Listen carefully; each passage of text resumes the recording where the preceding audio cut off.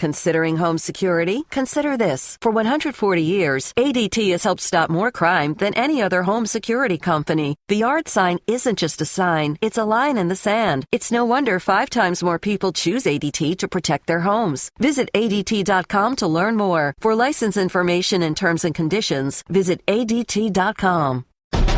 This is the Best of Mike and Mike podcast. Subscribe now by going to the Listen tab in the ESPN app. The Best of Mike and Mike.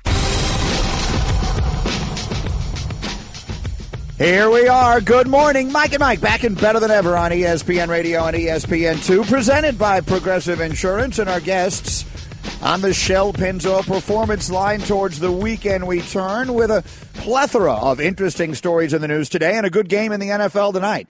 Steelers and Titans will kick off Week 11. Golic, we got a lot to get to this morning. How are we doing? I'm doing well, and so much to get to of current sports and so many nice tweets out there to you and I about, the end of this 18-year run, which ends tomorrow.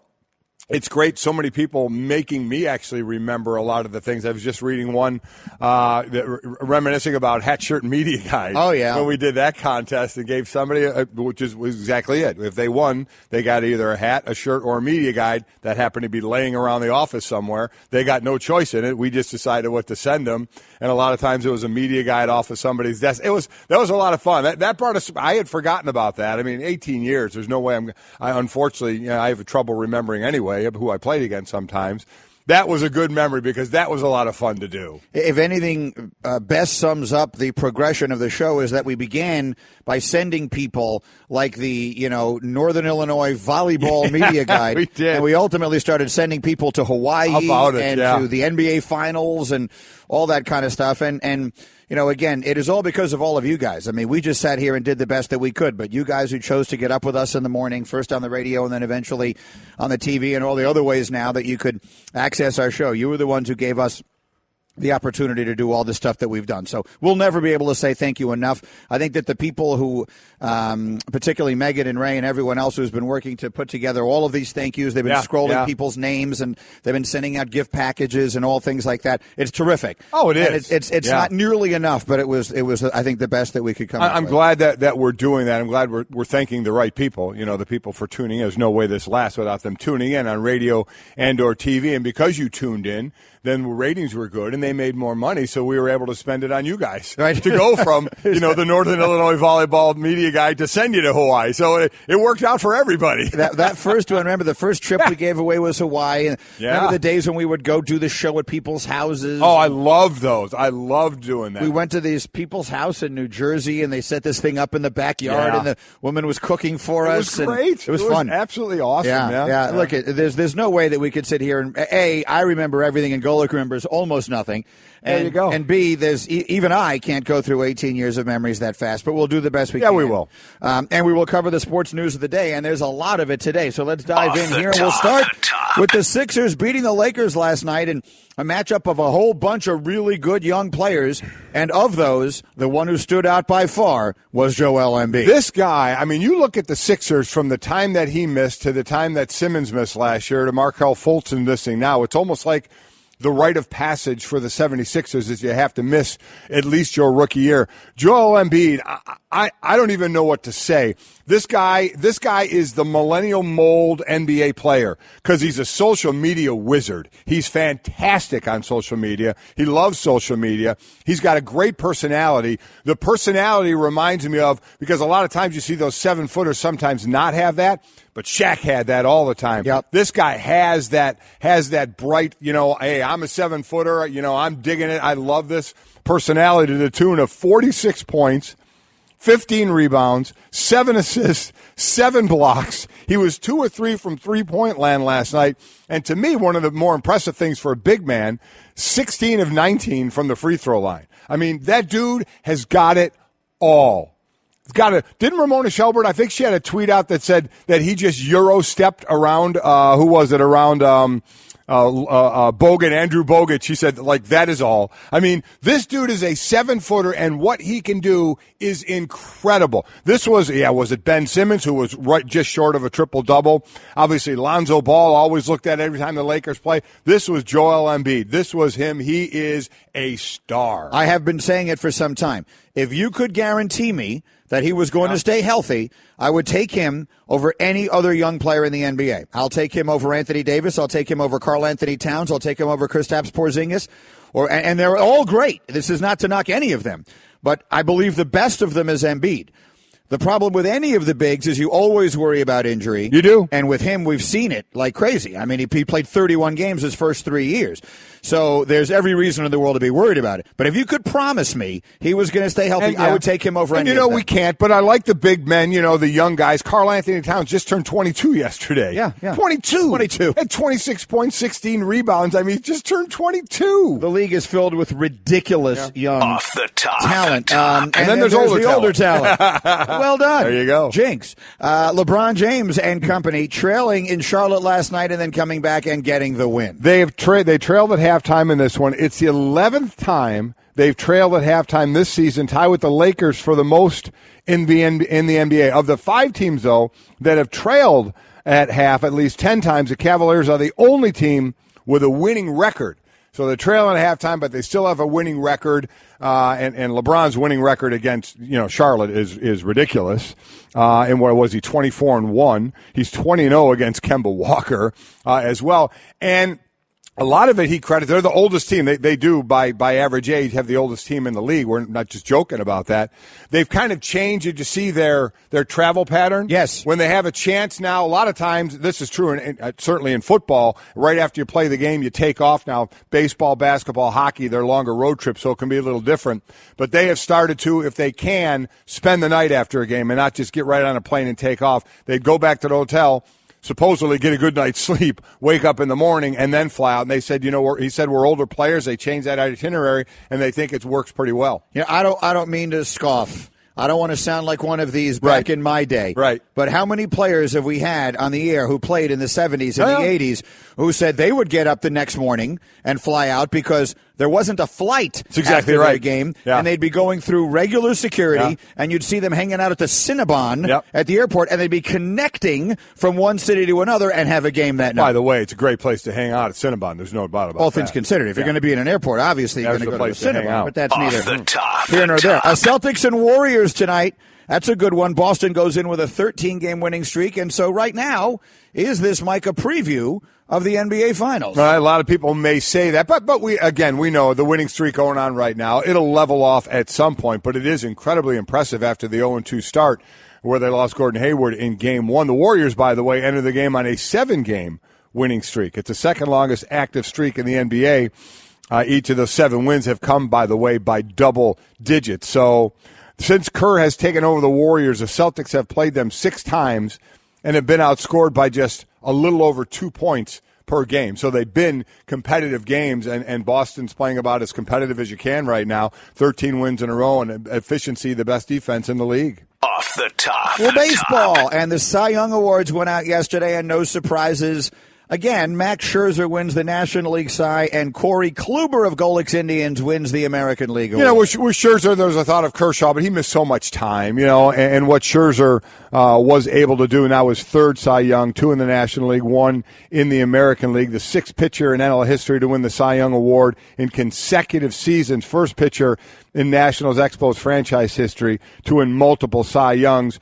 You say that about Corey Kluber as well, first for the Indians to win multiple Cy Youngs. He was a guy in Corey Kluber that was 3-2 with just over a 5 ERA at the end of May. He'd missed almost a month with a strained lower back from June 1st till the end of the regular season. He was number 1 in just about every category there was. Unfortunately for Kluber and Scherzer, they both lost, winner-take-all games in the first round of the playoffs. The playoffs, the American League Award was Chris Sale's for much of the year. Yeah, it was. And then Kluber just went on, as you say, a tear and passed him and wound up with the hardware. And then, as I mentioned, we got a good NFL game tonight to kick off Week Week 11, it will be the Steelers and the Titans, a matchup of two top-level AFC teams. Yeah, and Ben is big on these nights. He's 18-3 at home in primetime in his career and has won the last 6 home primetime starts. He's 5-0 on Thursday night games. And listen, it's been a crapshoot. We've gotten some really good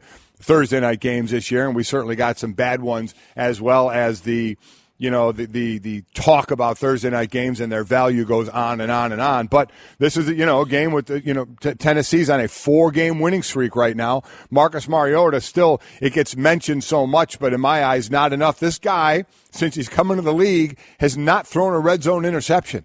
I mean, when you need it the most, when you don't want the turnover the most, he has not done it.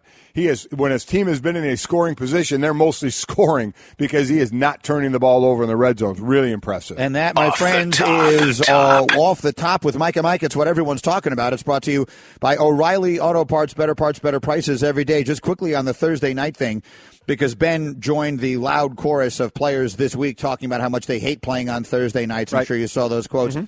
Earlier in the week, and I've been holding this story we haven't gotten to it. It's been in the list of stuff for the last couple of days, but Chris Mortensen over the weekend said, quote, I think we're going to see a possibility of Thursday night games being reduced to the back end of the schedule again, with more Saturday night games mixed in on the nights that colleges don't play in December. He added, we'll probably have expanded playoffs too. So, I mean, the bottom line of it is, we always, whenever we refer to Thursday night football, what do we always say? Well, but they're making a lot of money, right, and the players get a bunch of that money too. But is it short end money that in the long run is hurting them? I think that if they change this, right, it will not be because, in my opinion, because the players are complaining about it. It will be because they determine that one of the problems they have right now is their Sunday slate just isn't what it used to be, because you're trying to take one really good game and put it on Thursday night. Right. You want to have a good game there. Sure. And then you're trying to put a good game on Sunday night and you're trying to put a good game on Monday night. Right. How many good games do you have? Well, I mean, then are you just shifting, chairs on the Titanic? You're moving a Thursday game to Saturday. If you're trying to move a really good game from Thursday to a really good game on Saturday, then you have a really good game on Saturday. You want a really good game on Sunday night. You want a really good game on Monday. But that will only be at the end of it. They're not going to play Saturday games all year long. No. My point is, the beginning of the year, you're not talking about not playing a week going by and there not being a game on a Thursday or a Saturday, are you? Yes, they are. That's what Mort is talking about. I thought at the back end, Thursday night games being reduced to the back end of the schedule again. Remember that it used to be that they would only start having Thursday nights somewhere into the year. I read that wrong. I thought it was going to be Thursday games up until halfway point of the season, or to the point where colleges aren't on Saturday nights anymore, and then those would shift to Saturday night games. Am I reading that wrong? I'm just reading the quote directly. Someone sent Mort a note. The last couple of days he's been up listening because he sent me notes. So, Mort, if you're listening, maybe I'm misunderstanding that. I didn't think there was going to be any less games on Thursday or Saturday. I just thought they were going to shift so you would get more rest. Basically, that's, from the player side of it, you'd go Sunday to Saturday instead of Sunday to Thursday. I thought the first part up till around now would still be Thursdays, and then once we got past the college Saturday, those games would be pushed to Saturday night. That's the way I'm reading it, because he says a possibility of Thursday night games being reduced to the back end of the schedule again, with more Saturday night games mixed in, meaning even fewer Thursday nights. They'll play it Saturday. That's how it was. Thursday. That's how it was. It was half the season, basically. I honestly don't. Let's find out from Mort, because maybe I shouldn't have assumed that. You and I read it separately, right? And I don't know which one of us is right. I'm just reading quotes. So let's try and get a hold of Mort, and we'll see what he has to say. In the meantime, I did want to start today just with two NFL stories, because I think they are interesting. You have the battle lines now being very clearly drawn in the NFL between the league and the Cowboys. Mm-hmm. I'm not talking about the other owners and the Cowboys, the league and the Cowboys. And then you have Ezekiel Elliott and his camp and the Players Association withdrawing their appeal, and he will now serve the full suspension. He previously had a hearing scheduled for December 1st, and I saw Schefter on TV basically explaining it. By the time December 1st comes, he will already have served 4 of the 6 games. Right. By the time the court were to make a decision on it, he likely would have served at least 5 of the 6 games. So at that point, what are we even bothering to fight this for? So he's just going to take the suspension, unhappily, as we all know, sit. He's eligible to come back now December 24th. Well, there's 2 different ways to look at this. I'm sure the union would have rather he kept fighting, because, again, the debate that went on was, and I understand it, because there's a Zeke side, there's a Dallas Cowboys side, there's a Union side, and there's a league side. There's a lot of sides to this. And basically a lot of people thought I was one of them, just from the quick Dallas Cowboy thought, serve it from game 1 to game 6. Get it done. Get it out of the way. But I completely understand the Union wanting to fight, because that's the only way the Union has to fight right now. Individual players can fight by holding out, and we see players have done that. Aaron Donald held out to week 1. Dwayne Brown held out to week 8 from the Texans, and then got traded to Seattle. That's a player's leverage. In this, where it's players and Union versus the league, this is player versus the league, the Union can get involved, but only in the courts. That's the only really place they can fight it now. So they want to fight it, because they'd see a win, but then it'd be a loss. They'd see a win and be a loss. But they said, we have to keep going there and keep trying. And they were trying here. We saw the back and forth. It got to be almost lunacy when we were talking about it. We didn't know if Zeke was playing or not. So I get Zeke being tired of it and saying, let me just serve this thing. But I would understand from the Union side, we need to keep, this is our only battleground is the court system right now, and we'd like to keep fighting it there. But at some point, I mean, Zeke could just turn to DeMaurice Smith and the Union and say, listen, we've been doing this. I've been behind you guys. I've been with you. We've been fighting it back and forth, and I'm losing again and again after looks like a victory. It's 1 step forward, 2 steps back. I'm just going to serve it. So I get it. I get why Zeke wants to do it, but I would also understand why the Union would want to keep fighting. Here's the Union statement, quote, "Our vigilant fight on behalf of Ezekiel once again exposed the NFL's disciplinary process as a sham and a lie. They hired several former federal prosecutors, brought in experts, and imposed a process with the stated goal of getting it right. Yet the Management Council refuses to step in and stop repeated manipulation of an already awful league-imposed system." So the point is, at a time when we now have all this other stuff going on and the controversy around this and that, and it looked for a minute there like Roger Goodell was on the player's side in one thing, and maybe that would be the beginning of a little bit of a thawing. You have once again the words being used by the Players Association, a sham and a lie. Yeah, listen. So we're right back where we started. We are, because they want to always spin it. You know, that's how this works. You spin it that what looks in your favor. The bottom line is they lost again in court, and they were going to lose again in court. And unfortunately, they know that's their battleground right now, and they try to look for that silver lining, that crack in the armor, that way to get the win, and they got a couple of them. But ultimately, we all thought this. Ultimately, that Zeke was going to serve that suspension. I get the Union trying to spin it. I do.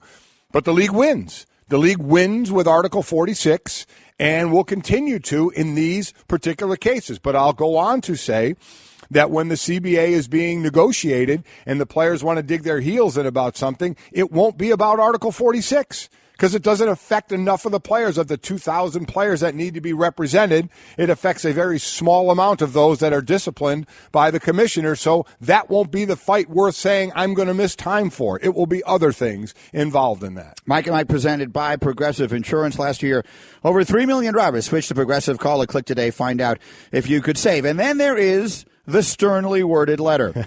And this one does not come from Arthur Blank, and it does not come from Robert Kraft, and it does not come from Stephen Ross. It comes from the Office of the National Football League, which is interesting because ultimately who signs that letter? I don't actually know who signs it, but we all know it comes ultimately from the desk of Roger Goodell. What a circle this is. Isn't it? Yeah. So the NFL has sent a letter to Cowboys owner Jerry Jones accusing him of conduct detrimental to the league's best interest. The letter accuses Jones of sabotaging negotiations over a contract extension for Commissioner Roger Goodell. Jones threatened to sue the NFL if Goodell's extension was approved by the compensation committee made up of 6 owners. And our Jim Trotter puts it as bluntly as it can be put as to what the league is saying to Jerry Jones. Basically, the league is trying to tell Jerry to shut up. And we know Jerry is not going to shut up. The league is basically saying to him that your conduct could be considered detrimental to our business. And in that case, you would be subject to discipline. If you know Jerry Jones, he's never been afraid of a fight. And in this case, I cannot see Jerry backing off from this. In fact, I can tell you there are owners who, as far back as March, had some concerns about Roger Goodell's contract. So while Jerry is not popular among owners right now because of what he's taking the league through, there are some owners who agree that Roger Goodell's contract should be reviewed and restructured. Okay, so we haven't even gotten to the best part of this as far as I'm concerned. So think of how this goes. It's Jerry Jones fighting against the other owners, and we'll see. You wonder if other owners will start to say, maybe we're going to hold off on this contract extension thing. But it's one owner against the other owners, especially Arthur Blank. They're talking about serving papers to one another. So now, as you mentioned, it's the league serving Jerry Jones, basically saying conduct detrimental, which part of it, you can be ousted as an owner. That's not going to happen. He's not going to be ousted as an owner. But there can be penalties for this. And according to, this is the beauty. And under the league constitution in Article 8, Section 8.13, Roger Goodell has the authority to administer those penalties. That's phenomenal. It is. You can't make this up. It's unreal. Can you imagine if Goodell fines Jerry Jones for conduct detrimental for interfering in Goodell's own contract extension? Awesome. That really, you want to talk about the ultimate, we brought this up with Cuban the other day, the dichotomy of that relationship, where Jones is both subservient to and the boss of Roger Goodell. And so Goodell can actually fine him or discipline him in some way. And boy, do I hope he does. For his conduct detrimental, just to see what would happen as a result. If you want to see a human being's head actually explode, then you might see that in the office of Jerry Jones if he receives a letter notifying him of a $100,000 fine based upon his conduct detrimental to the league. Is that just unbelievable? I mean, Roger Goodell's theme song should be, I got the power. He does. Seriously, man. Song here. What's a good, that's the song. We got to get that song. I mean, it's I need unreal. a song that has some kind of power. Holy and I don't even, what have I got here? Well, the closest I've got. Oh, that's great. Stanzik just wrote it up. Goodell should fine Jerry $49.5 million. Oh, my God. And use of his plane. And health insurance for the rest of his life, which the players don't get, even though they suffer all kinds of horrible injuries and are limping and have all that kind of stuff. But they don't get health insurance for the rest of their lives. Anyway, it's too delicious. That's why I wanted to start there. It really is. The best of Mike and Mike. All right, Sal Powell on the way, and Sean Payton today, and Nick Saban, another hilarious Nick Saban yesterday. Did you see his business with the jeans? What about the faded and ripped jeans? It was really good. I'm going to play it for you coming up in a little bit here. And we got Stugotz and Trey and Schefter and others coming up. Another reminder also that 30 for 30 podcasts are back. Stories you have to hear to believe. Subscribe now in the Listen tab of the ESPN app or Apple Podcasts, presented by Mini. Okay, I have been following, as you have, and we all have, with great interest, the story of the three UCLA basketball players, most famously LiAngelo Ball of the famed Ball family in basketball, coming back to the United States after the incident in China. And I'm sure most of you by now have had a chance to see the players' apologies. Mm-hmm. They did mention the president, for whatever that's worth. He had brought up that he wondered if they would. They did, and other things like that. But for the purposes of our discussion here, I think that the most interesting part of it is, what do you do? We talked about it yesterday. What do you do if you're the school? And initially what they've done is they have suspended each of the players indefinitely. Here's head coach Steve Alford on that. These young men are going to have to prove their words and actions that this isn't who they are and that they will not let their identity be defined by this incident. I know Jello, Cody, and Jalen well. And I'm confident that they have already begun to use this experience as a life lesson. They're going to have to regain the trust of this athletic department, of this university. And because this was such a high-profile international matter, the trust of the general public. Trust is earned. It isn't just given. These three young men will remain suspended indefinitely from our program as we work through the review process with the university's Office of Student Conduct. Well, it was one of the later things we had brought up when we were trying to put a number to it yesterday. One of the last things we brought up was the indefinite suspension. And just you know what? We'll let you know when you're back. You just keep flying right or doing what you need to do to get back in our good graces, and we'll let you know. It could be one game, could be 10 games, could be the whole year. I guess that's the whole thing is you don't know. What I didn't know is that they did it in 3 stores. I thought they were in the one store and they tried to boost a pair of sunglasses and got caught. I thought that was the end of it. I didn't know it was like their 3rd store that they had done it in 3 different stores. I did not know that. The AD said that yesterday, yeah. The AD did say that UCLA admits the kids shoplifted from 3 stores. So, and I'm sure, and I know they were getting calls from big money boosters, I'm sure weighing in with their thoughts on it. And a lot of people think it'll be anywhere from at least a half a season to a full season. I did not know it was multiple stores. It's one of those where you go in, maybe you think about, try to shoplift something, you get caught, and then all of a sudden you're sorry for everything. Here, it's your 3rd store. I mean, So that changes it for you? I think it does change it a little bit for me. I don't know if people think it should or it shouldn't, but I did not know that part of it. It would not surprise me if they don't play this year. It would not surprise me at all. So I feel like that's a change. What changed for you from yesterday? Well, I think feel like yesterday you had a very different tone. Well, no, I wouldn't have minded if it was a whole year. I would have thought maybe double-digit games. I would have thought that. For some reason, I guess just like – and I do understand when you do it overseas, out of the country, there can be more ramifications for the kids, and certainly the embarrassment is more worldwide, not just in your country. I get that, but the point I was making is you're stealing. How should that be treated? But there is the one, to me, I guess, there's the multiple stores that you just did it again, and did it again.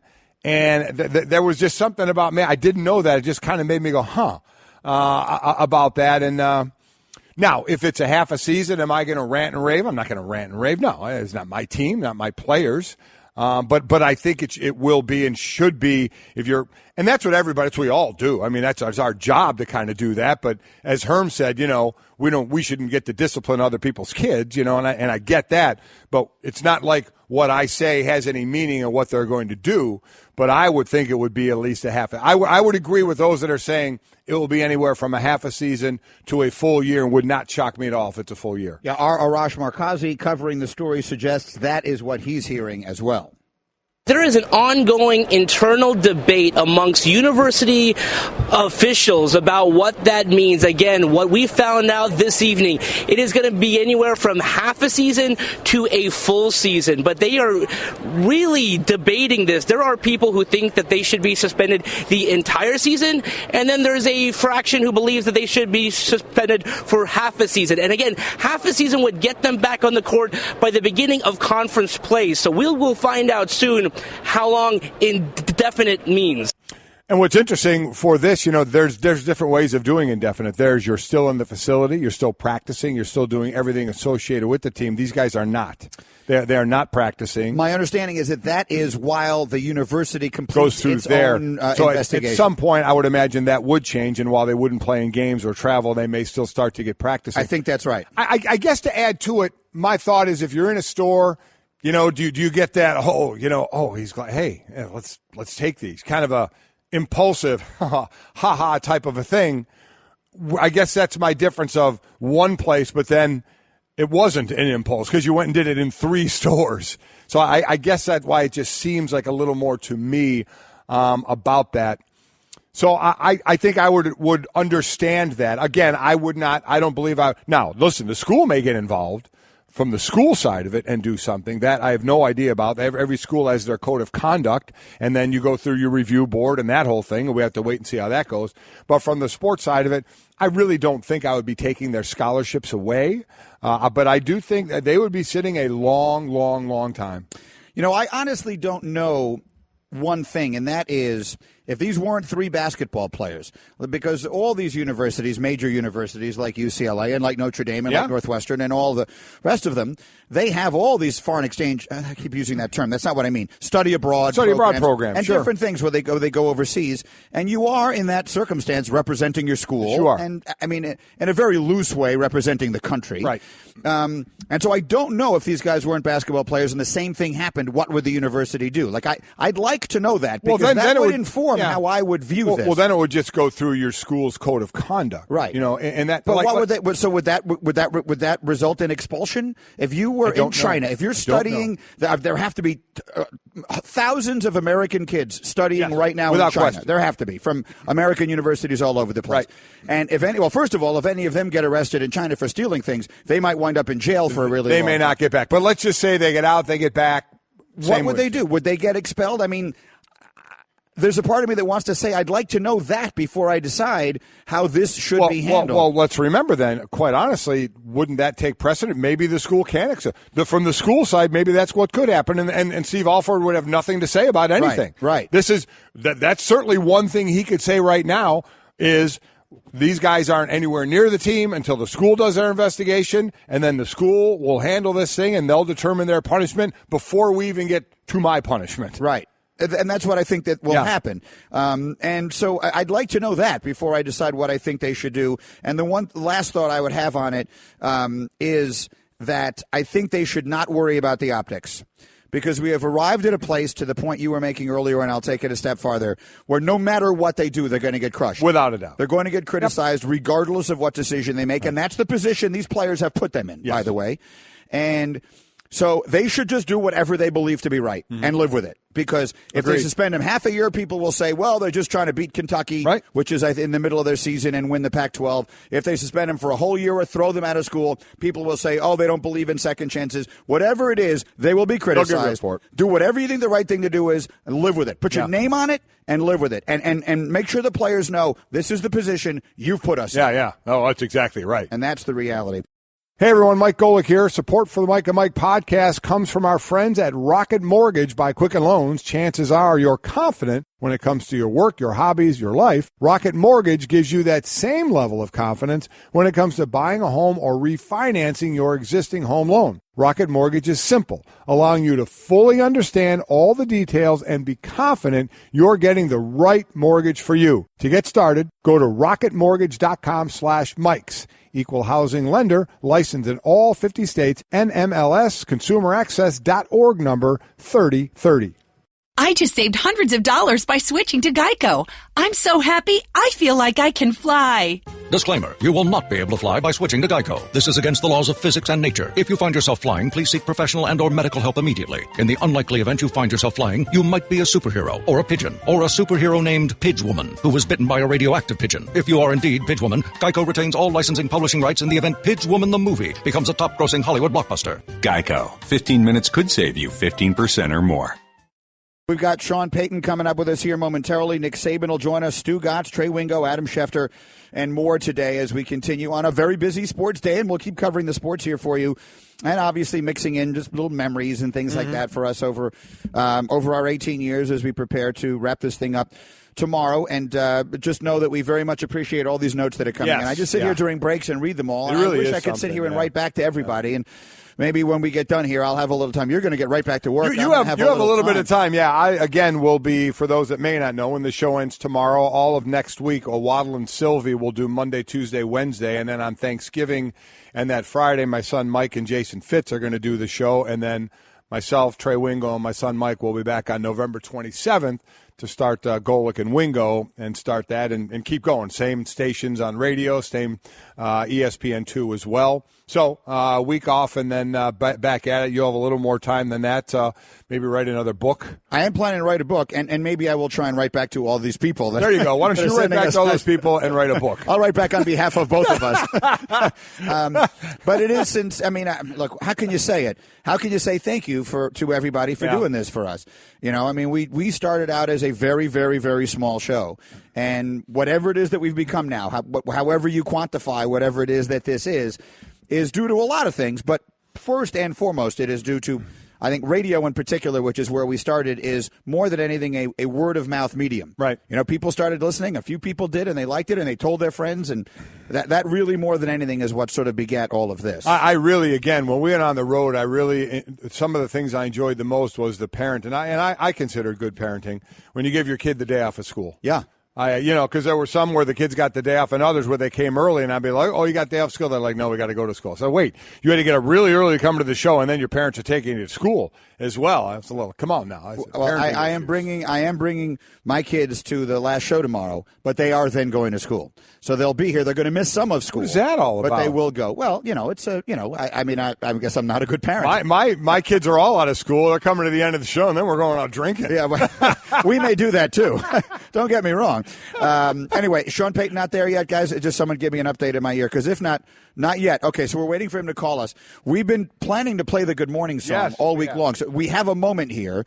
So why don't we do that? So there are going to be a lot of people who have no idea why we're playing this. Right. So this is the Good Morning song from the classic movie Singin' in the Rain, sung by Debbie Reynolds. Debbie Reynolds. And when we first started doing this show, and at that time it was called The Morning Show on ESPN Radio. We didn't call it Mike and Mike yet, because no one thought we'd last long enough to bother rebranding it. Why put names on it?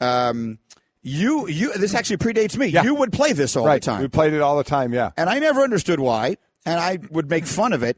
And my making fun of it sort of became part of the joke. It did, but the amazing thing is, the singer of this, Debbie Reynolds, we actually went and interviewed Debbie Reynolds. She came, and she just died recently. Yeah. Of course, but she was playing around here. She somewhere, was at Mohegan Sun or Foxwoods, one of the casinos. Set it up to where we went out there and we interviewed her. Yeah. She had no clue who we were or anything like that. Most certainly not. But that was so much fun. I have no idea what ever became of the tapes of that interview. I would love to hear it, one way or another. But she was an iconic show business figure, of course. But whatever, we'd play this song, and Golic would sing. We played it every day, literally every day. Yep. And I remember I started saying, we should stop playing this every day, and people got mad. They brought it up on the air, and people were yelling at me, and I don't even remember how we stopped playing it. I don't either, but over 18 years, you can't do one thing the entire 18 years, but you can certainly bring this back. But I do have it, so we'll play it, and then we'll play it again tomorrow. Yes, definitely. For sure. But anyway, this harkens back, for some of you, this will bring back memories to the very, very first days of what is now called Mike and Mike. Morning, good morning, the sunbeams will soon shine through. Good morning to you. And you. And you. And you. Good morning.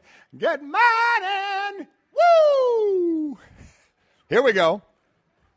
Bonjour. Buongiorno. There you go. Woo! I always like Greeny do that part because I can't roll my R. the R. Yeah, we used to work like crazy on you rolling the R. And I couldn't remember what the middle line was. We haven't done it in so long. Done it in a while, Because she says buenos dias, but they yell something back to her. They do. And now I can't remember what it was. But we played that every single day. I sang it every single day. Greeny I remember rolled coming the R's. in here, and I'm in my early 30s, and I'm like, that's a movie from the early 30s. Not exactly, but you know what I mean. I remember saying to you, why the hell are we playing this song every single day? It's an upbeat song. We had our fun talking about. So even then, we were playing stuff that was completely dated. Oh, it's exactly right. Let the record show that we've been dated from day one. Remember when our official theme song of the NFL draft was ABBA, Take a Chance on Me. Yeah. Get that one up here, guys. What the hell? While we're sitting here doing this, and by the way, I blame Sean Payton for this. For any of you who are not entertained by this, it's exclusively his fault. That's exactly right. Someone think, God, Golic and Greeny are reliving things, blame Sean. Exactly. We were supposed to be interviewing right now. the coach of one of the best teams in the NFL now, but we don't have him with us as we were planning to, so we'll just vamp, and then we'll hope that he calls. I think he's heard how the show has been ending this week, and is like, I don't want to be a part of this. Yeah, seriously. So we created this as the official theme song of the NFL draft. And one of the ways that I knew that things were starting to come together for us is when we would start interviewing people, they would ask for it. I'm talking about Bill Polian, who at that time was the general manager in Indianapolis. Right. And who Charlie Casserly would come on, and these guys would come on with us when we'd interview them before the draft, and they'd ask us to play the song. And again, we're talking about, this is a song that was dated. We dated ourselves. It was ridiculous. This song was dated 10 minutes after it was released. Yeah. And it got sort of another life because of Mamma Mia. But this became the official theme song of the NFL draft. Take a chance. Take a chance, take a chance, take a chance, take a chance, take a chance, take a chance, take a chance, take a chance, take a chance, take a chance, take a chance, take a chance. And if you're wondering, doesn't this seem ridiculous? Yeah. The answer is yes, it always did. But it kind of kicks in here. Yeah. I've noticed no matter what song plays and we chair dance, we do it the exact same way. I only have one move. We could be dancing to this or Snoop, and we would dance the exact same way. And I only have one move, and it's not even just because I'm in the chair. Yeah. If I were standing right now, I would be doing exactly the same. But we play that all the time. Did we ever have any music associated with this show that was current? Well, I mean, we wrote a bunch of songs. So we rewrote songs. One of the things that we did was all these song parodies. Right. And a lot of people would ask, what happened to the songs? Well, it's a long story, but we lost the ability to play them. Yeah. Based on trademark and copyright or whatever. Based on money we'd have to pay. Correct. We legally lost the right to play them. Yeah. But we did a million of those, and some of those were real. Oh, my God. When I rewrote Into Club to In the Country Club, and I rapped it, it was actually quite good. Well, I rapped that song to 50 Cent. That was not bad. Yeah. And you did the famous part of that song where it goes, "It's your birthday." Oh, It's your bar mitzvah, which was hilarious. I mean, this is the stupidity that we were doing alone in a room in the year 2000. I think one of the best ones we did was Brad Lidge over Troubled Water. That remains one of my favorites. One of the best ones ever. The great Joaquin was saying that, and Joaquin did that one, and all of the songs that we would do around the NCAA tournament with the bracket picks. The one that he sang that I still remember how well he sang it was "Golic Sheets Have No Shame." Yeah, because you try and sing like Bono. That's not so easy to do. Joaquin could kick it out. Phenomenal. All depending on what he drank that morning, but normally it was a lot, so he usually sang pretty well. He was extraordinarily talented, and he would do those, and he would do the two main things he did on the show were those songs and then Stone Cold Lead Pipe Locks. Right. We would do Stone Cold Lead Pipe Locks every single week. They would air. We'd record them on a Tuesday. He would spend all Wednesday putting together all the millions of different sound drops. Then on Thursday, the TV would get it, and they'd put it to TV, and then we'd air it on Friday. And it was a lot of work. It was a lot of work, but it was one of the best things we did. Good, yeah. So anyway, those were just some fun. And again, thank you for a little stroll with us. You got to hear about all that because of Sean Payton. So hopefully we'll have Sean Payton next, and if we don't, we'll have something planned. Yeah. You just added the Pedroia MVP song? Okay. Oh, there we go. We had a bunch of MVP songs, too, that we made up songs for, and of course you had to make one up for Mr. This one Pedroia. we can actually air because it's like public domain. Yeah. So it's not one of the best ones, but it is for reasons that you'll understand. Well, it's one of the funny ones. I just have to set it up. We did it to this song because Kevin Youkilis was an MVP candidate. Right. And he was and remains Jewish. Yes, well, I don't think that changed. And so we did a Kevin Youkilis song. We did. So then we added a Dustin Pedroia one to the same theme. There wasn't a lot of words. Throwing in the oi at the end of that was very funny. Was, but if you remember it, I still can picture this. We actually did the dance, and we had people doing the horror out there to this, which it's not a bad word. That's the dance that gets done to this. For those of you who are wondering what I just said. My mind wandered. Yeah, that's the name of the dance. All right. Anyway, it's otherwise known as the chair dance. You ever seen that? Weddings. Maybe you should have gone with that one, huh? Well, there's more to it than that. Anyway, It was funny. Trust me, in the moment it was funny. Hopefully Sean Payton, and if not, then other better things in a moment. The best of Mike and Mike. Joining us here, he is the coach of the hottest team in the National Football League, and one of the really pleasant surprises, maybe not just that they're winning, but the way they're winning. Yes. Sean Payton, the head coach of the Saints, is back with us on Mike and Mike. Good morning, Coach. Good morning, guys. How are you? Doing well. We're doing great. Thank you for taking a few minutes here. And let's dive right into this thing here. Your team started 0-2, and since then you've run off 7 consecutive wins. If you had to pinpoint the one thing that turned this around, the one single thing that changed that was most significant for your team beginning after that second game, what would it be? I think that third game, that road win at Carolina versus a real good football team. We went on a stretch after the 2 losses where we played at Carolina, then flew right from Charlotte to London. And we thought that those 2 weeks were going to define our season. It was the first game we really took the ball away defensively and did a number of things well.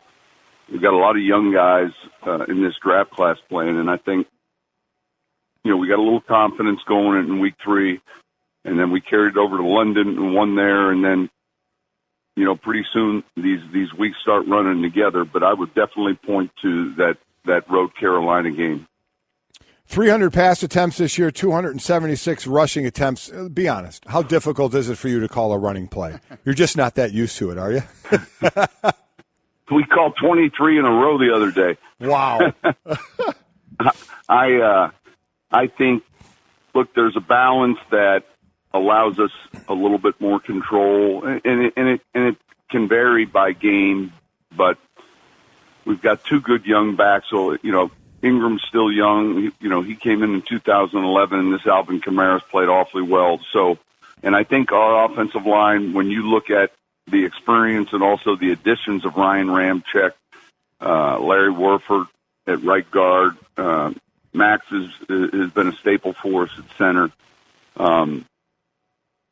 We knew to help play better defense, part of this was necessary as well, and more of a complementary game. But, I don't think you go into Buffalo ever and say we're going to run for 300 yards.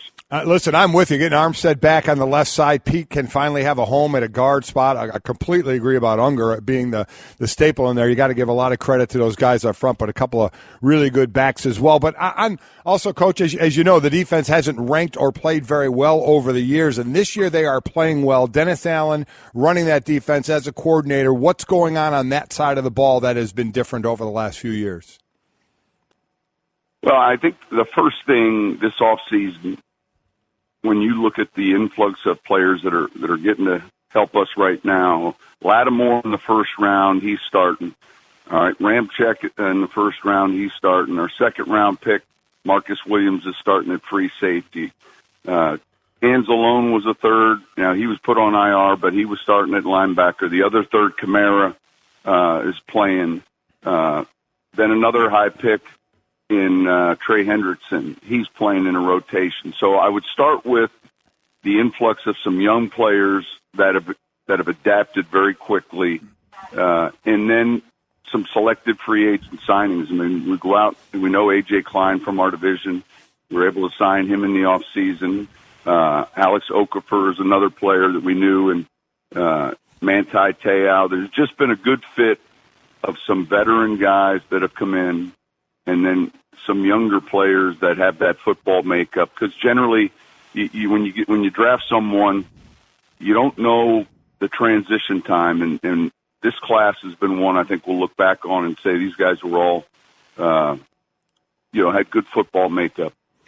And then there's the other side of it, a guy that's a little bit older than those you just mentioned. We're talking to Sean Payton, head coach of the Saints. That would be one Drew Brees. We've heard a lot about Tom Brady being 40 and the TB12 and the avocado and all the things that he's trying to play till 45 and all that different stuff. But Drew is 38, completing over 71% of his passes, 13 touchdowns, just 4 interceptions. This guy looks like he's not aging either. So talk about him from that standpoint of been with you a lot of years and just at 38 years old, where he is. Well, he's probably got a lot of quirky things, or we would think of as quirky, but certainly routine. But look, these guys today, relative to it wasn't long ago where Len Dawson was smoking a cigarette at halftime in the locker room, and so these guys are well rested. They're very, very detailed in their preparation. They'll have someone working with their body or their throwing motion in the off season. They'll be looking closely at everything they eat. They're getting to sleep 8.5, 9 hours, and then the amount of time they spend during the day. If you watched them or you had a camera follow them for one 24-hour period, I think it would be amazing. The attention to detail that goes into playing that position and the pressure that goes into playing that position. So they're taking care of their bodies better, and he's been magnificent that way. And you don't see age when you're with each other. You guys probably the same way, but then when I see Drew's children or when he sees mine, it's like, wow, we've been together a long time. Well, that's another similarity there, really. You got Brady and Belichick together all those years, so comfortable together, knows the system so well. You and Drew together all these years, so comfortable together. So he obviously knows the system so well. And actually, if you look at the numbers, I don't even know you probably do know this, but your offense is actually averaging more points per drive during these last 7 weeks than you did the year you won the Super Bowl. You know what a championship caliber team looks like, Sean. Do you think you have one? Well, I think we're building one, and, we've got 7 weeks left, but I think the formula to win is certainly playing a complementary game defensively and offensively, and I feel like we can go into a game with a little bit more versatility to attack, and we're not in these shootouts, or we're not just going into games where it's 48-41. At some point, you want to be able to control a game, slow it down, speed it up, and it's nice to have that versatility, and each week it gets tested. I'm sure this week against Washington, it'll be tested again. Yeah, it's one of the better games on the schedule this weekend. Hey, Sean, as you probably are aware, we're wrapping up our show tomorrow after all of these years, and you've been a constant with us, a regular guest. You've shared a lot of insight and a lot of analysis and all sorts of fun. So we just want to say thank you very much and continued success. Good luck. Well, listen, thank you guys, and the time you've been on, you've meant so much to so many of us sports fans, and longer than Brady and longer than Breeze. Let's just say that. Thanks, Coach. Appreciate it very much. The difference is they still look great, and they look do. at us. We're a mess. Thank you, Sean. Thanks, Sean. We'll see you. All right.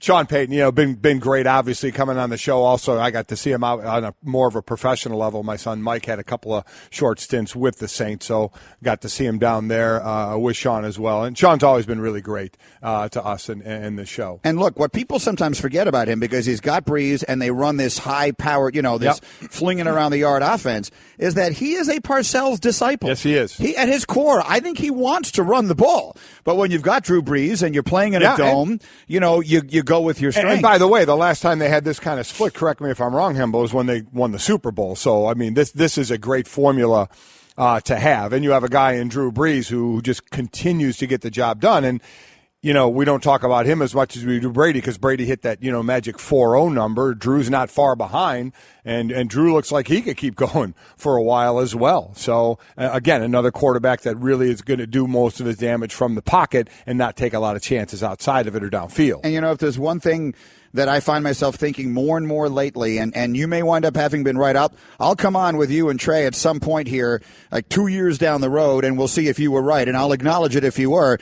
If Tom Brady is still playing at that high of a level, and with Breeze doing the same thing, maybe what we have to do is start reassessing what we envision as an old player, particularly at that position. And we'll see if we have room on the show for you. John, book me. You know what? I'll say that I'm coming on, then I won't answer the phone. All right, Mike and Mike were presented by Progressive Insurance. I mentioned huge guest this morning, and it doesn't get better or bigger than this. Joining us now on the Shell Pennzoil Performance Line, the head coach of the number one ranked team in America in college football, the Alabama Crimson Tide. Here's Nick Saban back with us on Mike and Mike. Good morning, Coach. Morning, guys. How are you today? Doing well, Coach. And I got to start off by saying I sat there and listened to you talk about the genes, and I can't tell you how much I agree with you.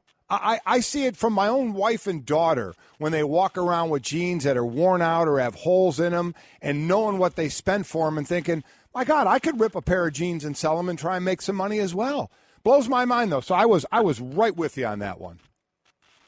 Yeah, well, it just reminds me when I was a kid and we didn't have, really great clothes all the time to wear, and you kind of embarrassed sometimes when you went to school and you had jeans that had a hole in them, or the leg was split, or they were a little worn out. And now people spend great big money to have it that way. Kind of interesting how we got there, I guess. I'm with you. The world has changed in a lot of ways, but the one thing that never seems to change is that your team is ranked up there at the top. And Mike and I have both been fascinated all through your tenure there, but certainly this year with a lot of the ways that you have handled the expectations and the way people talk about your program, and the term rat poison, which now everyone is using for everything. Can you kind of explain that a little bit more in depth? The ways in which you are concerned that all of the praise and all of the expectations can negatively impact young players and their ability to work and do the job they need to do.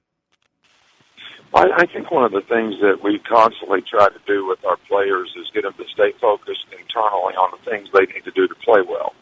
And I think that's more and more difficult, not in a bad way. They get a lot of positive self-gratification from, internet, media, Facebook, all kind of social media kind of outlets, the media itself, and that's a good thing.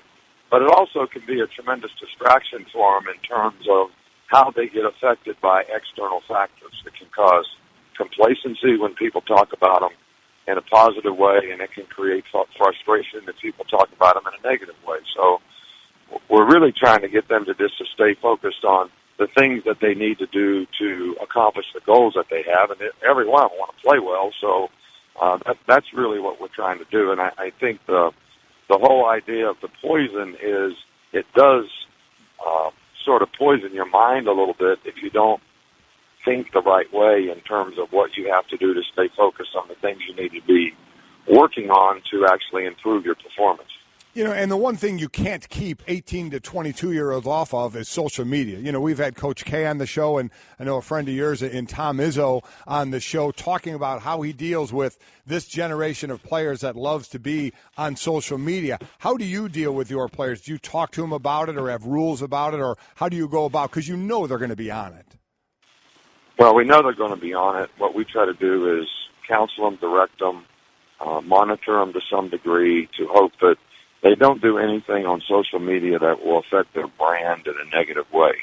I think when you put things out there that are not, you know, truly your character, your integrity, what kind of person that you are, trying to maybe gain attention from something that you say or do, may not be a positive thing for you, the team you represent.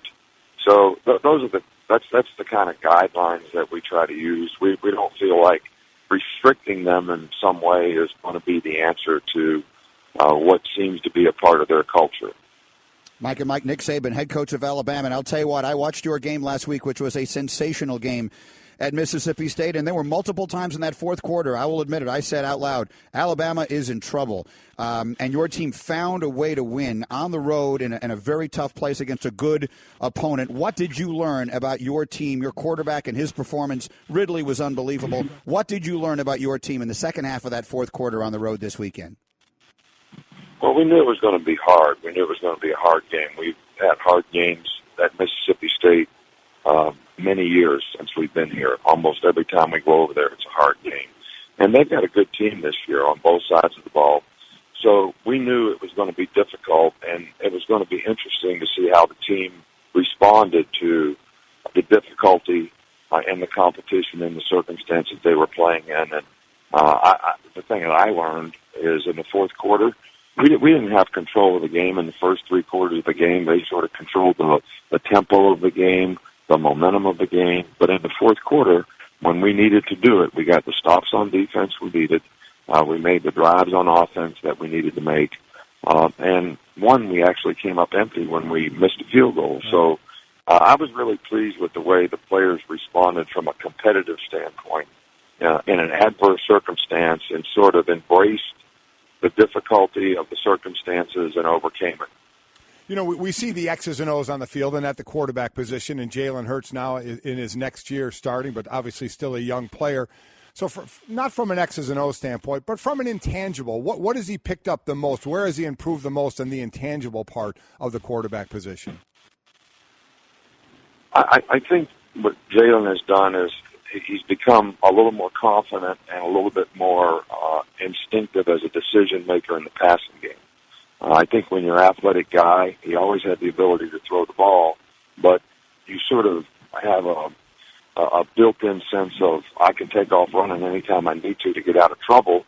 So that's always sort of your escape mechanism rather than seeing the play through, reading the play through, hitting the open guy. And I think he's gotten a little better at being a pocket passer, having a better pocket presence, making better decisions, and we made more plays throwing the ball down the field because of that. And I think that's important, especially with the kind of skill guys that we got that we need to have, make plays for us. Nick Saban joining us here, head coach at Alabama. You play Mercer this week and then the big game with Auburn. And listen, everybody outside of the Alabama program is going to look ahead to the Auburn game. You obviously are not going to. So from the player's standpoint, do they just understand when they come to Alabama and your culture and the Alabama culture that you don't overlook anything, not even the game this week that many other people will be overlooking? Or is it something you and the coaching staff have to impress upon them? Well, I think you have to impress upon them that it's really important that they focus on the technical things they need to do to improve as players, individually, collectively, as units, however you want to talk about it. I used to cringe at Ohio State when Woody Hayes would say, if we're good enough to beat Michigan, we'll be good enough to win this game. And I was always one of those guys that, playing one game at a time, focus on one game at a time. But in a way, I understand what he's talking about. And if your players will play to a standard, and the standard is going to help them in this game and in future games, because they're developing the right competitive habits they need to play at a high level and a high standard all the time. And the team you're playing really shouldn't determine that one way or the other. So we're working hard to try to get our players to do that. They seem to be responding fairly well, but you never know until you get to the game on Saturday. And last one for me, listen, injuries are never an excuse, and I know you would never use an excuse, and nor should it ever be used as an excuse. That being said, is this even more than you've seen in a while, especially from one position, your linebacker position? Even for you, is it like, while it's not an excuse, wow, we're losing a lot of players? Well, we go through different sort of issues and problems with every team. Sometimes you have a really good team, you have a really young quarterback. Another time you have a really good offense, not so good on defense. Sometimes you have a pretty good team and you sort of get snake bit at one position. And I think when that position is linebacker, which is the signal callers on defense, the guys that set the front, probably can make more plays because of their instinctive abilities, and it does have some impact and effect. But I also think it creates opportunities for other players and a challenge as a coach to, get there and coach your tail off to try to get those guys better so that they can play winning football for you. And in the end, I think that's a benefit to your team. So that's what we're trying to do here, and I think it's going to be important if we're able to finish that we can get that done with our players, as coaches, and that's what we're looking forward to. And it's a challenge, but it's exciting to be able to do it. Well, Nick, listen, we want to thank you for taking the time to do this today, and thank you for all the time that you've given us over all the many years. That you're probably aware that Mike and I are wrapping up our show tomorrow, and you've been a constant with us here with a lot of fun and the good times and the very few bad ones. So we very much appreciate it and continued success, and I'm sure we'll talk to you again down the road. Well, I appreciate it, guys, and I'd like to say that I'd like to thank you guys for, I think, having a show that a lot of people have a tremendous amount of respect for. The two of you are very informative, but your chemistry together has been something that I think a lot of people really appreciate, acknowledge, and certainly will miss. So, I hope everything goes well for both of you, and you all have a great day. All right? Thanks, Coach. Thank you, Nick. Appreciate it very much. That's Nick Saban, head coach of Alabama. They're 10-0 for the 10th time in the last 11 years, by the way. I firmly think if he stayed on the phone another 10 seconds, he'd have broken down. He seemed very. Listen, that's just how he is. He is one of the most interesting people in sports. Hey, you know what? He is. And one of those things, I'd have my kids playing for him any day of the week. What can you not love about? I know people say it could be this ornery guy. So what? You know what I mean? If he teaches your son to be a better football player and hopefully a better man out of the whole thing as well, then so be it. And along the way, get a little hardware. Ain't nothing wrong with that at all. I think that you could make an argument, and in fact, I think I would, that he is the greatest college football coach of all time. And in large part because of the way the game has changed from what it was when people like Bear Bryant and others were coaching. I think he is the greatest college football coach of all time. And so from the greatest of all time to Stugotz, which has got to be the greatest jump off a cliff that has ever been done in broadcasting history. I got caught with a mint in. I had a mint in, and I couldn't decide. I couldn't get rid of it. Did it sneak up on you that we were back at this particular time for the last 18 years? You ever have this happen to you? You forget you have a mint in? So like when I started talking, I realized, oh, no, I have a mint in, and the camera never went off of me to give me the opportunity to spit it out, which I thought would be unseemly on television. So I tried to crunch it up and swallow it, and the whole thing just went badly. We're one day away from ending of the show, Let's move on. That's where we went. Okay. Well, listen, anything is better than this. Stugotz joins us live now from the Dan Le Batard Show. But, Stu, I got one song for you. Yeah. All right. How great was that?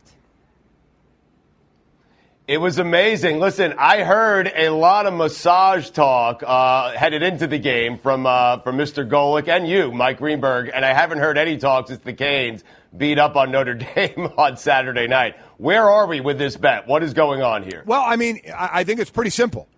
This was a bet that was made during the Mike and Mike show. The Mike and Mike show ends tomorrow. So if this bet is to be paid off, I guess you have to be up here tomorrow to get this massage. If not, then I guess it's over.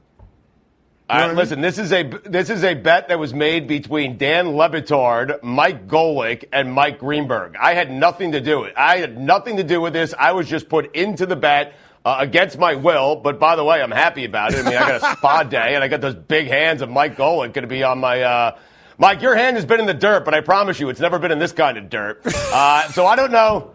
I don't know where we are with this, but this is a bet that you guys made with Le Batard, so only Le Batard can let you out of the bet. I'm not going to speak on his behalf. Dan wants this thing done, and he wants it done soon. I guess I would say that to Dan in the technicality of it was made during the Mike and Mike era, which ends tomorrow. I mean, after that, I mean, are we in limbo? Is it floating? You know I pay off on my bet, so we will figure out a way to make it all work to everyone's satisfaction. Somehow, some way, you're going to get massaged, okay? All right, great. All right. Looking forward to it. Okay. Yes, thank you, Mike. Yes. In the meantime, let's talk about the team, and let's talk about the U, and let's talk about it being back, and that spectacle. The game day stuff in Coral Gables was unbelievable, and then all the way through the game itself and Herbie was talking about it, and he was doing the game, that really felt like the team fed off the crowd and fed off the energy. It just became a runaway train and could not stop.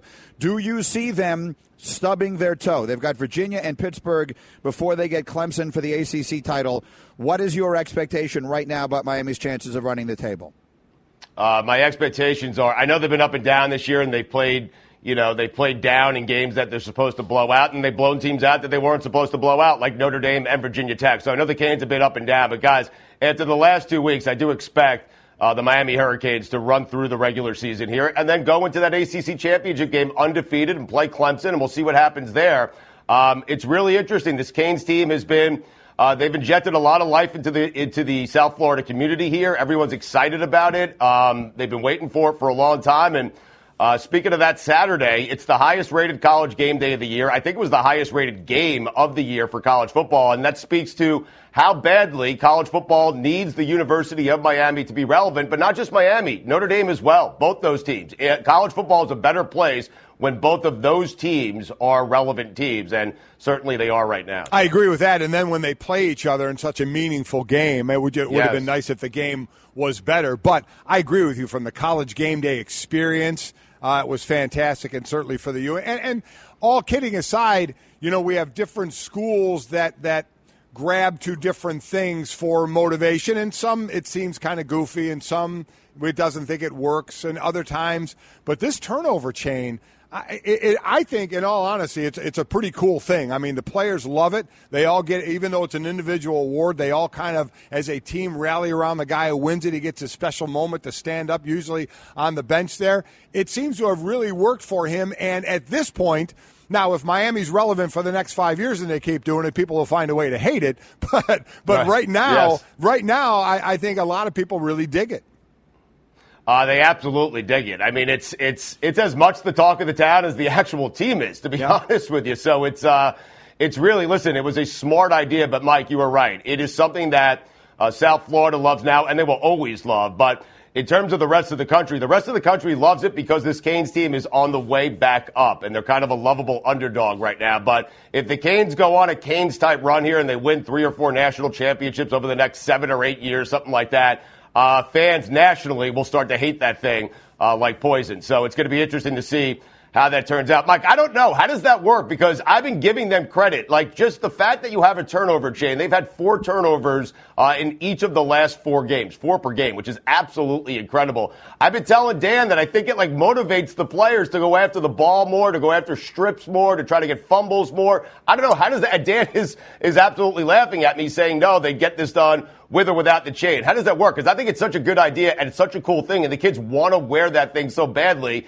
that they're going for turnovers in a way they wouldn't if that chain did not exist. I would lean toward Dan in this and say the age of football now has you going for turnovers all the time. This is one of those years where they're getting a lot of turnovers. Next year, they may not get as many. We see that in the NFL. Right. One year, all of a sudden, this team, they're just getting turnovers, and they're scoring with turnovers, and it's kind of out of the norm. So, and I think that's where you are this year with Miami. I don't, next year, I don't know if you'll see as many turnovers, but they'll still have the turnover chain. So I agree with Dan on that one. I don't think it's the motivation to try and get a turnover, but I do think it's nice that players know there is a reward at the end of that turnover rainbow. Gotts, I got a couple of quickies for you here to run out of time. We had the story earlier this morning about how Derek Jeter says he hasn't talked to Giancarlo Stanton. That seems to have raised a few eyebrows. What is the sense there about Stanton getting traded, about the way Jeter is handling it? People are upset with Derek Jeter this early, and Derek Jeter's never dealt with any of this, right? He's been beloved his entire career. People have said yes to him and beloved him his entire career, but people are upset with Derek Jeter. You would think the first thing you would do as the new owner of the Marlins, as the guy who is running the Miami Marlins on a day-to-day basis, the first thing you would do is reach out to your best player. And the fact that Derek Jeter stood up there yesterday and said he has not said a single word to Giancarlo Stanton, has not reached out to him. I mean, guys, all indications are that Giancarlo Stanton's going to get traded. And I think what makes Miami Marlin fans even more upset about this is now there's a report out where Derek Jeter is talking to the Yankees about trading Giancarlo Stanton to the New York Yankees. And it feels like maybe he's helping his old team out. So it's weird. You thought it would be, a day of celebration. It would be a time of celebration because Marlin fans dislike Jeffrey Loria so much, the old Marlins owner so much, that you figured it would be a celebration. But right now it's just not, because all indications are that Jeter's going to trade Stanton, and they're not going to spend a lot of money. And that's the same old down here for Marlin fans. I was just going to say it'd be the same story, but with just a more high-profile owner. So we'll see where that goes. We got one beef stew for you, Stu, and that would be you have more beef with the Bills benching Tyrod Taylor or with them benching him for a rookie? I don't care who they bench him for. Well, I don't care who they bench him for, because a backup's a backup. I mean, this team is 5-4 and 5-2 a couple of weeks ago, when I heard a lot of people saying they were a playoff team and singing the praises of Tyrod Taylor. It's just a strange one. It surprised us. I think it stunned everyone, where you have in a weak AFC, guys, you have a team sitting at 5-4, and Tyrod Taylor, I think, gives you the best chance of making it to the playoffs. But the Bills are clearly telling you they're not re-signing him next year. They've never been a fan, and they're clearly telling you this is it for Tyrod Taylor. Dan made a great point yesterday where you wish they would have figured this out 2 weeks ago and they could have traded him. There are a lot of teams that would have taken Tyrod Taylor and given you something for him a couple of weeks ago, but now that time has passed. All right, listen, Stugotz, we have to run here. Late in the tenure of this show, you have become a very fun and valued friend to us both and have been very welcome here for all of this time. So I know that it will continue in new iterations for both of us in separate ways. But thank you for bringing a whole bunch of fun to the show for the last year or so. All right, guys, I don't know much about anything, but I do know radio. I know how hard this is to do, and you guys haven't done it at a good level for 19 years. You've done it at the absolute highest level for 19 years. So I am proud of both of you. Congratulations, an amazing run, and thank you for allowing me into your Mike and Mike family. You didn't let me all the way in. You kept me at arm's length, which, to be honest, is a very smart strategy by you guys, but I do appreciate having the opportunities to co-host with both of you and to do a weekly segment. Been a dream come true for me. So congratulations, guys. Thanks, Stu. Yeah. Best of luck with everything. We'll talk to you again soon. Talk to you in a week. Yeah, exactly. Yeah, and there's something to keep someone at arm's length or too close. So we kept them at arm's length. Yeah. I mean, at closest. You don't want them to be that close. No. It was more like 10-foot pole. It was pretty much the relationship. But you know what? It worked. The best of Mike and Mike. All right, as Schefter joins us just very quickly, we asked aloud the question, with the Saints and the Patriots playing so well, if they somehow managed to make it to the Super Bowl, you have Brady and Breeze, they'd be a combined 78 years old. Right. What was the oldest quarterback matchup in Super Bowl history? And Hembo looked it up. Schefter, you want to guess? John Elway versus Chris Miller. It's Chris Chandler. Chris Chandler. John Elway, Chris Chandler. You were awfully close. Almost 72 years old combined. Good one. Brad Johnson and Rich Gannon were also just about 72 years older than Brady and Matt Ryan last year, based exclusively on Brady being 39. Chris Miller and Chris Chandler, both former Falcons quarterbacks. That's something. So I was a little off there. It would be 78. So what? I mean, we had Sean Payton on. This started, Schefter, because we had Sean Payton on earlier this morning, and we were reminded by someone earlier this week, it might have been Book, I forget who said it, that, we always think of Sean Payton as this high-flying coach because he's had Breeze. That team has changed. They've changed, and in his core, he's a Parcells guy. So I think they may be playing the way he kind of likes. Right now, they're running the football. They're very balanced. They're playing good defense. They're taking it away. Saints are awfully good. They're winning in a different way than they've gone 500 in recent years. And I think when they went 500 for 3 straight years, they recognized they had to do some things different. And I don't think there was a team in the league that had a draft class that was any better than they did this year. They're getting contributions across the board from everybody that they drafted. When you get Alvin Kamara in the third round, a guy that they traded away a future second-round pick for, he has looked like a complete stud. Marshawn Lattimore has been a shutdown cornerback in his rookie year. Marcus Williams, Ryan Ramczyk, the offensive tackles, coming and started at both sides of the line. So when you get that type of production from these guys who just step in right away, and by the way, they lost a linebacker early on in the season who was just lighting it up as well. Mm-hmm. So they've just done a great job at drafting this past year, at plugging those holes, at, I think, reestablishing the identity of that team, which is now running the football. They would rather run the football than have Drew Brees have a big day. Getting Armstead back on the O-line helped to solidify that left tackle to go along with the draft picks. They had nice free agents that they put on that defensive side of the ball as well. Okay, off the field here, the thing with Zeke Elliott, who said, no more appeal, I'm done, I'm serving the suspension. Do you think that the union is not happy about that? Would they have rather kept going? I think everybody recognizes right now that the next appeal was going to be December 1st. He was going to miss 4 games. By the time the courts ruled on this, the 6 games were going to be served anyway, wasting everybody's time doing this. And this has gone on long enough. And the best part about this is, honestly, this won't carry into next year. And I mean from our standpoint, from Zeke's standpoint, from the lawyer's standpoint. Like, we had 2 years of Deflategate go on because it was just a battle that would not go away. This is a battle that now we see the light of day. It's going away. So December 24th, Zeke is back. He's busy till then, and we can all live our lives. Yeah, again, those reports he's out in Europe, training out there. So we'll see if the Cowboys are able to hang in there.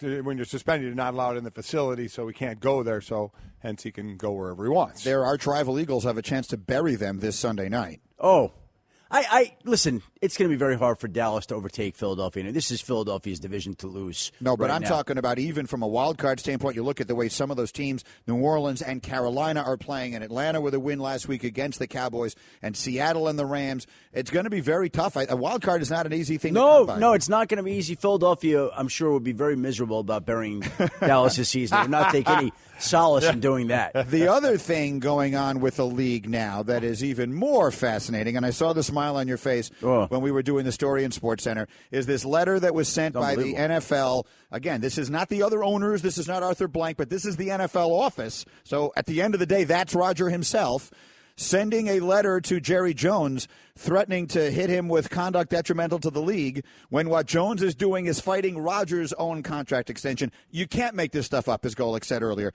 Fill in the blanks for Just escalating it. And I think that nobody in the league office, I don't think Jerry cares, nobody in the league office is happy that this is playing out publicly. And every time there's another one of these issues that the NFL talks about, that the NFL engages in, it just ratchets it up that much more. And Jerry likes challenges. So if the league wants to call him out and challenge him on this and say conduct detrimental, I'm sure Jerry's going to be up to that challenge, and we'll see what's going to happen next. Because I promise you, there will be a next. It's not just going to go away. I don't think Jerry Jones is going to be silenced or threatened by the NFL sending a letter that says this is conduct detrimental. Look, there are powerful people that fight in private in the NFL all the time. Very rarely does it become public. Mm-hmm.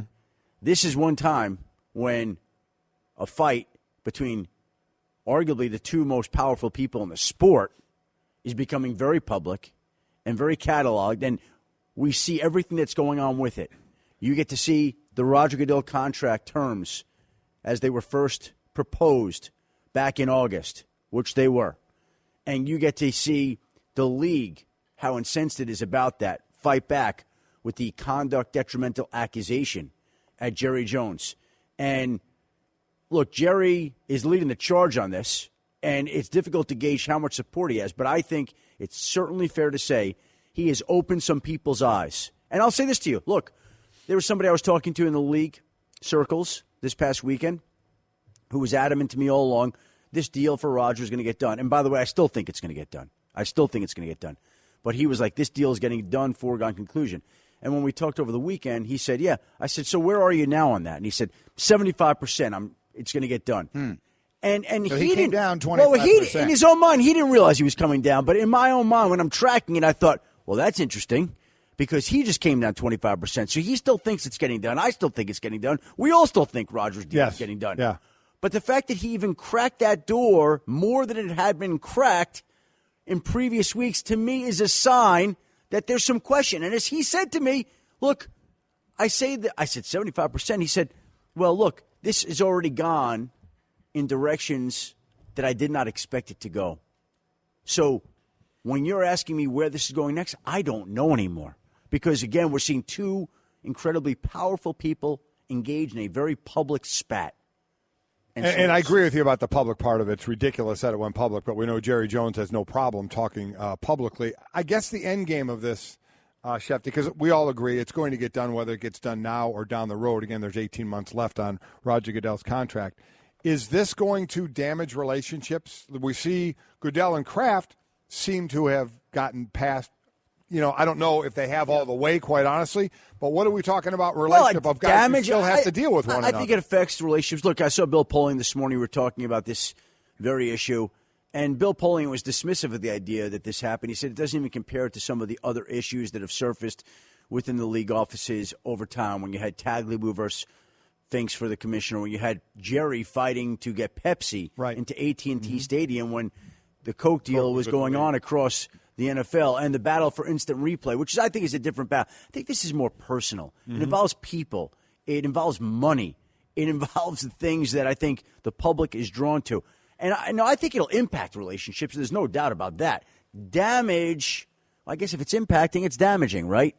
But I think that they'll be able to get past that going forward, I think. Mike and Mike, presented by Progressive Insurance. This is Schefter with the Straight Talk, brought to you by Straight Talk Wireless. Best phones, best networks, no contracts. I don't want to make you guess on something this important on the air, but to the best of your knowledge, how many owners feel like Jerry does? How many of the NFL owners feel as though the money is either the money is outrageous, the one-sided terms that we've heard Jerry talk about in terms of the contract, all the problems the league is having, maybe it's time for a clean start. What would you think? Well, I'll say this. Again, Mort and I have been talking to a lot of different people, taking a lot of different temperatures. And I think I've heard people who are pro-Roger express valid concerns. And so, to me, what this has done is it's opened people's eyes and made them aware of the issues. And I can tell you that there are teams that you wouldn't think that are just thinking about it. I think that they still are in support of Roger. But just because they're in support of Roger doesn't mean that they don't now have questions that they want answered, and doesn't mean that they don't have explanations that they would like to see delivered on some of these issues. So I don't know exactly. Look, I think Jerry's got some followers with him. I think he's leading the charge here. I think there are people who support his position, a handful of people. Look, as somebody else said to me, and this is a great way of thinking about it, think about all the things that have happened in the league the last 4 or 5 years, okay? Ray Rice, domestic violence, the cap penalties against the Washington Redskins, Bountygate against the Saints, Deflategate against the Patriots, the anthem issue. There are so many things that have occurred within the league office that have impacted other teams that this one issue, the Roger Goodell contract, takes all those issues and puts it all into one pot for everybody to mull. Yeah, because the question is, have they handled it all well? Have they stewarded from the time they signed this collective bargaining agreement in 2011, which was the win of all wins for the owners, and they love it, and they've been paying them extraordinarily well for it since. Have all these circumstances you just described been well handled by the league? And if the owners feel the answer to that is no, then I can see them saying maybe it's time for a change. And certainly, why would we rush into something? And if any owner in Washington has an issue with the cap penalties, or any owner in New Orleans has an issue with Bountygate, or any owner in Baltimore has an issue with Ray Rice, well, that's going to impact the way that person thinks about this particular issue.